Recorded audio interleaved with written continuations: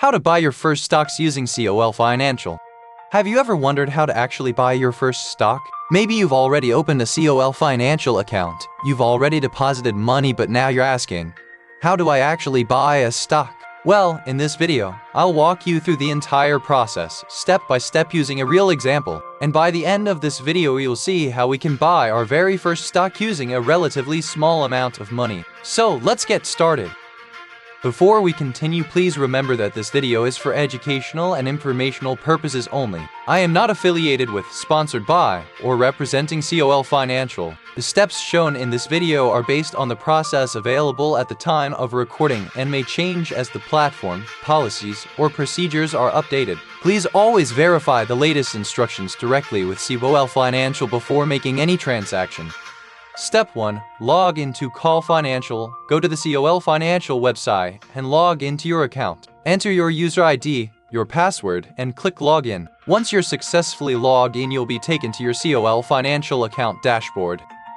Step 2. Check your buying power after login. Go to Trade and then select Portfolio. This is where we can check our current account balance, our buying power, and the stocks currently in our portfolio. In our example, we currently have 1,518.28 in buying power. This is the amount available for us to use when purchasing stocks. And this amount came from our previous video where we deposited money into our COL Financial account using Gcash. So now let's use the buying power to purchase our first stock.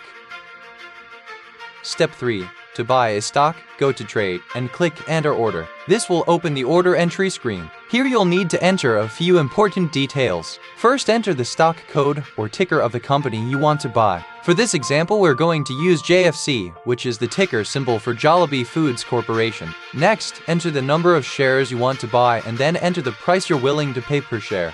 Now, there's something important you need to understand before placing the order. Different stocks have different board lots. A board lot determines the minimum number of shares you can normally buy on the main board. In this example, we initially looked at buying JFC on the main board, but our available buying power is only 1,518.28, so we need to make sure that the number of shares multiplied by the price per share plus the applicable charges does not exceed our available buying power.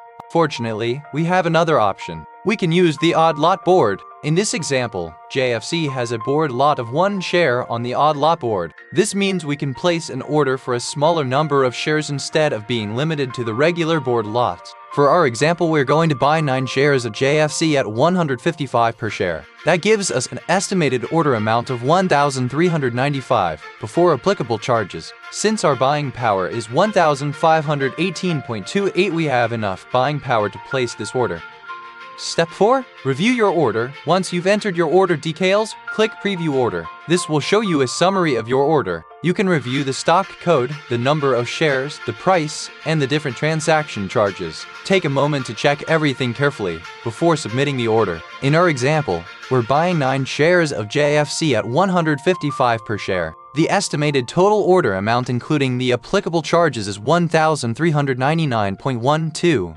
Step 5. Place the order. If everything looks correct, enter your place order password and click Place Buy Order. You'll then see an order confirmation screen. This confirms that your buy order has been successfully submitted to the market. But here's something very important. Placing an order does not automatically mean that you've already bought the shares. But what if our order is still open? Don't worry, we can cancel the current order and place a new one at a price that matches the seller's asking price.